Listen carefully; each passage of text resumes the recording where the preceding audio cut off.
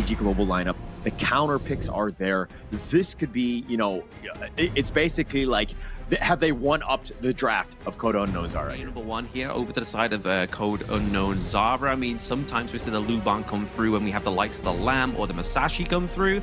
Never really when the Orgrin comes through, but I feel like if you look at to the side of Xara, if the Diadea falls early, the sustain starts to drop there as well. So obviously having that sort of like secondary tank, having that global ultimate to be able to drop onto your teammate, give over shield, is going to be quite impressive here for the side of Code Unknown's Xara, especially taking the teleport as well. So not only do you have the teleport from the ultimate, you have the teleport from the common skill as well. I mean, you could be literally anywhere on the map and you can have a lot of fun doing it because that hero, just the Battlefield Command, I mean, the teleport, you have so many different options, right? But at the same time, you need to ensure that you're constantly farming. I think the biggest piece is like, who's going to get that prioritization, right? Obviously, the Ogryn, the Flowborn Marksman, these are top two that you're looking to get. But Liu Bang, he needs to get his own as well. He wants to be also that secondary tanky guy that is able to just jump in and ensure that they make the proper saves. Yeah, I feel like 1v1 matchup into the top side of the map there. It doesn't really favor Liu Bang that much. Okay, bit of a knock up here into the mid lane. Yeah, a little bit of damage there, but I mean, it's just a little tick for tat in that sense. But I like the fact that AG right now are being aggressive. You want to contest. I mean, you might not get it all the time, but it's one of those things where you're now in the heads of the enemy team, and CU are not going to like their jungle being invaded here. Oh, absolutely not. They don't want to see any of that resources being taken up of the gorge too early for them. It looked like CU Turtle was able to actually get the Fire Phoenix into the early part of that one as well. So that definitely gives over a bit of an advantage to Xara at this moment in time here.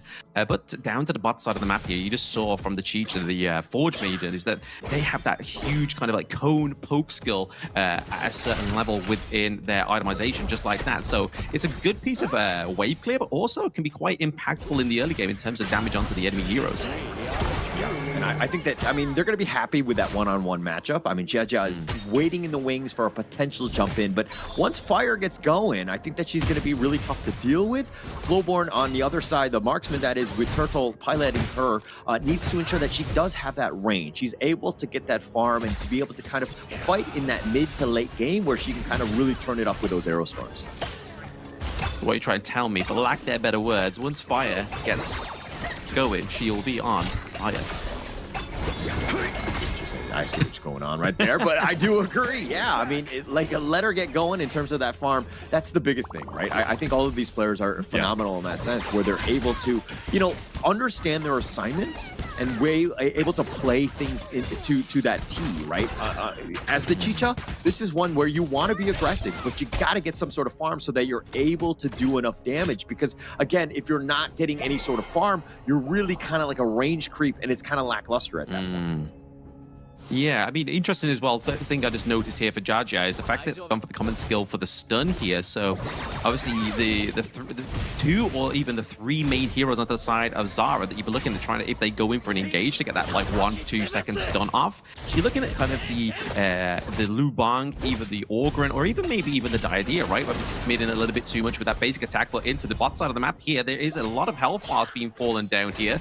So already we can sort of see that it doesn't matter that Fire lacks that range or is going to be a victim to the Arrow Storm. They're still putting on a lot of pressure down to the bot side.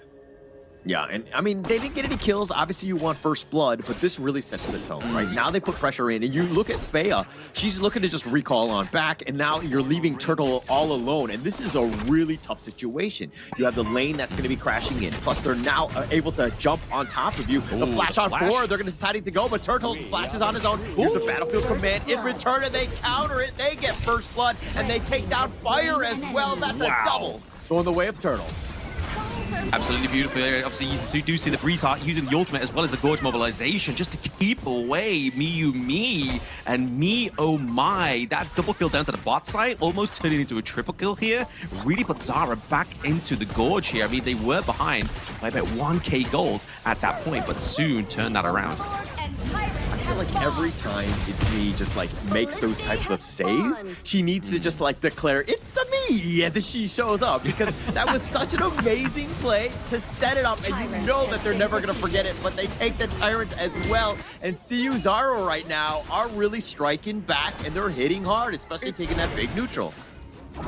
Yeah, I feel like maybe she should adapt more of the, I don't know, it's like, here's Johnny, but in turns take away the in-game name to reflect that, because that's definitely a lot more deadly than the it's a me, right? That seems friendly, but what happened down there was none other than friendly. But to be honest, they were able to get that Tyrant as well, which is a great effect here for Xara. I mean, they were already kind of surmising a little bit of a lead in terms of the kills, in terms of the actual domination onto the Gorge here, but AG, regardless and through it all, they're still maintaining a slight gold lead here. Yeah, a slight one, and that's just the power of AG, right? Oh, now Turtle's in a bad spot. Fire's looking to do some damage, just running it down, and here comes the friend, and it looks like they do enough. Turtle just trying to stay alive. The Heartlink is not enough, and Jiajia finally stomps him down. Yeah, that's where you finally see the effective of that stun there. I mean, Fire might be the next victim. Yeah, no real way to go. They're just too many members of AG right now. They got revenge. They send in the party. They take them all down, as well as taking down that bottom T1. That is a huge swing for AG. Oh, massive swing. I mean, it felt like there was kind of just like the main character of a movie, right? Like there was just waiting for the person to just land all the blows, and then the person around like, oh, okay, is that it? But now we're going to need for more, like that knockup from the Gorge mobilization, but also the attack from the purple there, really impressive. This is why I love the Gudo pick. The Wild Rider gets to put the pressure onto the back line, and Lady Chen does fall as well. Yeah, A down as well. I mean, this is just the problem, right? Once you're down a member, AG will literally just 5-man it, roll it down mid, because they have this power that is the Agudo. And then you have all of these guys in the back that is able to get those stuns off, so it's not even safe. Your positioning needs to be flawless, but you're down a member as well. That's going to be a rough situation, and also why this AG draft is brilliant. Yeah, very rough itemization here as well. In terms of obviously the mid lane, going for the Venomous Staff, I feel like is a really good call here for the side of AGOL, because they were able to obviously counter any of that early game sustain from the Orgrim, right? So good itemization there. Obviously, we do see into the jungle that we have the Spark Forge Dagger going onto the Agudo, right? Obviously, that on-hit effect of the attack speed, completely disregarding the equipment that we normally see into the jungle, which is that Giant Axe. They're going to go for the Rapturous Bite, so they're going full aggression here on the Agudo. Oh, they find it. It looks like they've got enough. It's me looking to go down on this one, and they just run it down. They had that stun lock. They had all of that control, and now that Crimson Golem looks like that's been stolen away as well. And now CU Xara, they're on the back foot. Yep, Xara now on the back foot here, especially in terms of what, even after that early game aggression there. But, oh, Spark Base. He decides to go right in. He's not even scared. He goes in the flash away, just trying to stay alive. They're diving the T2. They don't really care. They understand the assignment and how to be aggressive and looking to just take them down. That space given, they're going to look to take it away with this bottom T3 as they're looking to go. Nice Storm Strike is going to be on to 2. Sirium looking to take that one down, but they take the bottom T3, and Kitty continuing to put that pressure on. Yeah, massive aggression. I mean, it just feels like moments ago we were talking about the AG, even though they were behind in the kills and the neutral objectives, they were like only having a slight goal lead. But if you look at top side of that screen now, you're looking at around about 5K, 7K, 6K gold lead here for AG Global, which is going to be monstrous before the 10-minute mark already. Yeah, it's not always about those kills or that early game Tyrant. I mean, things are looking good. And you're thinking, CU, they're really fighting it back. And it was close. But the lanes, it's all about sticking it in. I mean, It's Me had to just drop to the bottom lane. That creates a little bit of space for Sirium to get going. And you're seeing this net worth lead. It's a 1.2K advantage for Sirium right here as she's just kind of dominated that top lane because, again, It's Me had to help out in the other lanes. Yeah, and I mean, Miyumi as well having to kind of like help out in the other lanes also. You can kind of see this reflect into her gold differential against Kitty on the side of AG, right? Kitty's currently around about 6.7K, whereas Miyumi is around about 4.6K, and now leading the way that red buff They're doing enough in A. They're just going to look to run it down. Oh, well, they don't really care. They take down the double kill. Miumi is down for the count. They're diving the tower. Here comes the Umbrella Outburst, and they're looking to dive the T3. They get 3 more as they add on, and now It's Me is all by herself as she limps away into the fountain in AG Global. I mean, yes, they lost Kitty, but they've taken away everything else. They literally have this one remaining member alive. I mean, A gets back online in about 3 seconds, and it doesn't look like AG can actually finish it here just yet, right? Obviously, trying to get that pressure into the mid lane, maybe try and get that T3. I mean, what's the rush, right? Like, it's pre-10 minutes. In terms of scaling in their comp, it only gets even harder for SCU Xara if they do decide to take this a little bit further on the side of AG Global. Yeah, this is going to be a really tough one for CU Xara to go back from. I mean, it looks like Miumi is just really far behind. Doesn't really have the space, and now they're losing towers in that top lane all the way from the T1 there. And now Sirium just walking away and threatening, and nobody wants any of that action.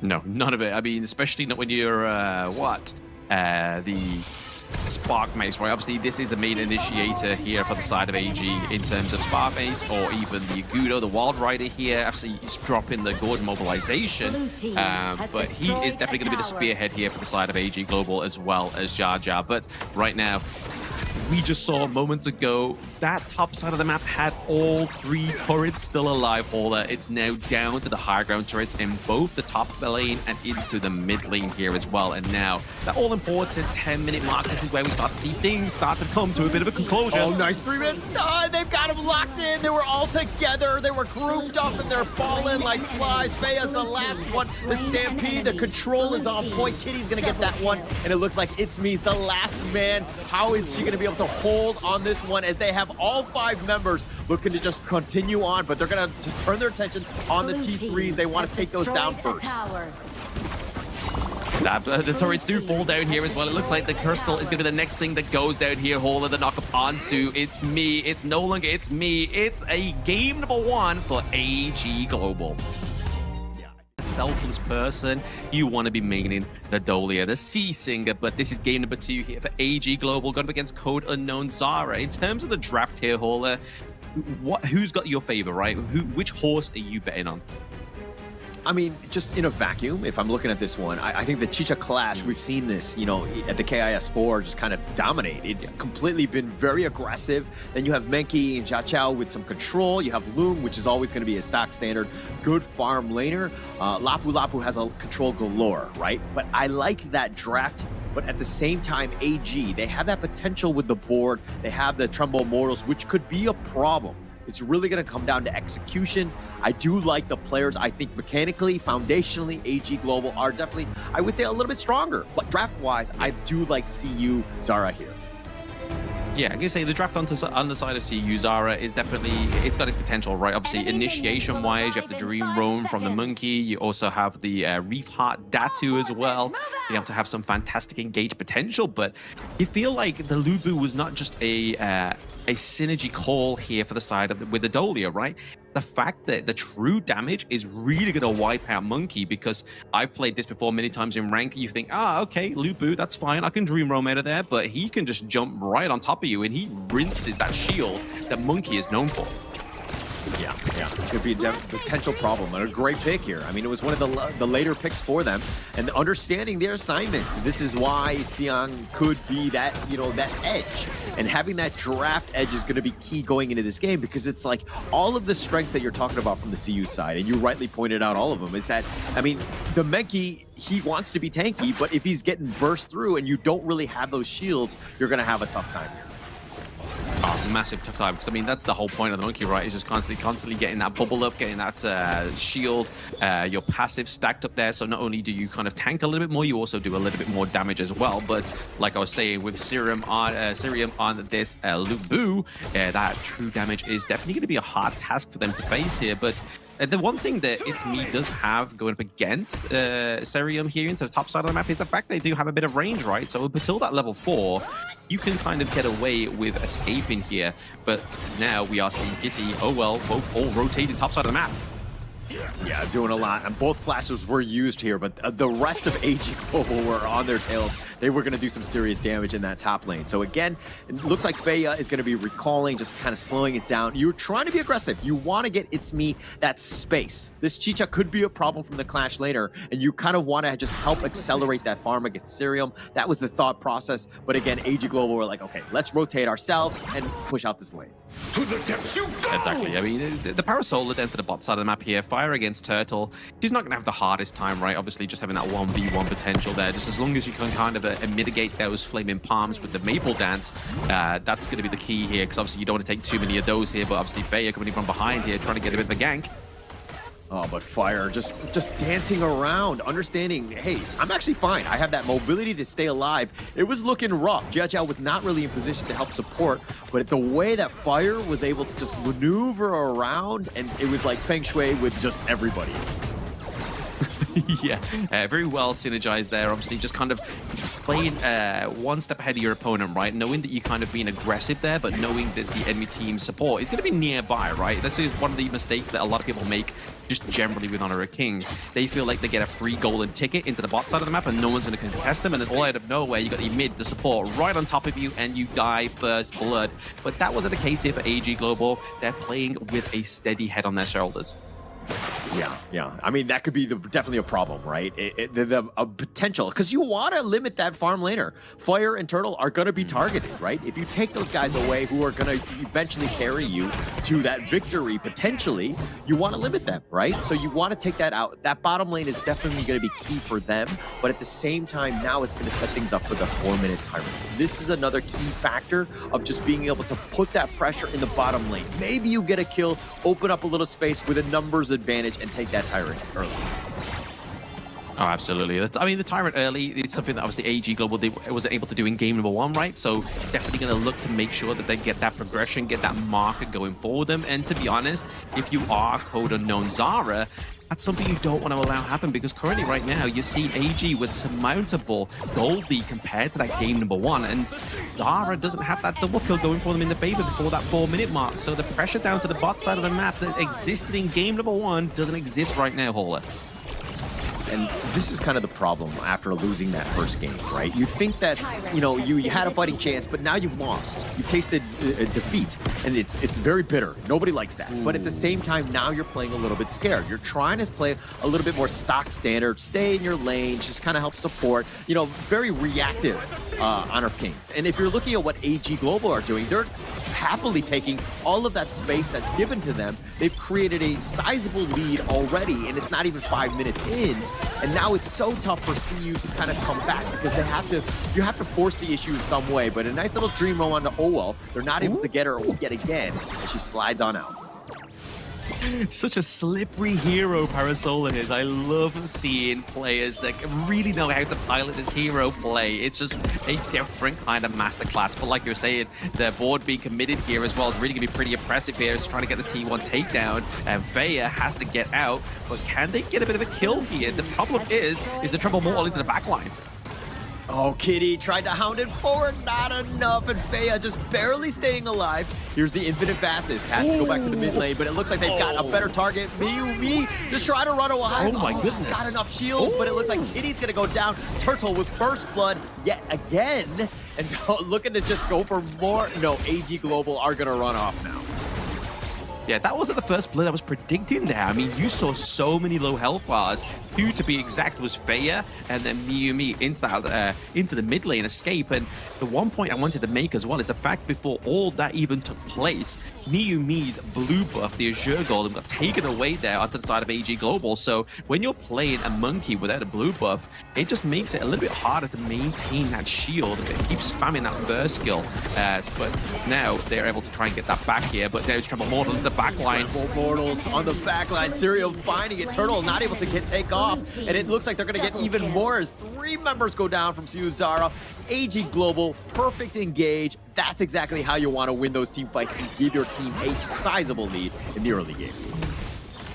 See, without the Dolia, that wouldn't have been a situation that Xara was be like, oh, okay, like, we've seen the Tremble Mortar into the bot side of the map. We've got a bit of time to make a bit of a leeway. But now, instead of leeway, he's got that Dream Arm out of there. The Twilight is not going to be able to take down Monkey once again. Miyumi is getting that out with just a little bit of a health bar, but also losing once again that Azure Golem. It was all thanks to that pressure that AG Fire created when that whole transaction was happening into that top to the mid side of the map.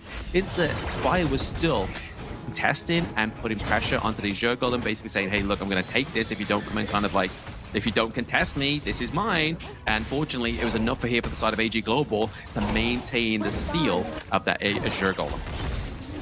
Taking that away was going to be great for them, but Miyumi surviving just barely a sliver of life twice, right? She is definitely playing with fire. Fire's on the other side. But it's a moment where you're kind of, you got to be super careful because those moments are going to be even far and fewer between. The Hound on 4, they find It's Me. They get the perfect pick.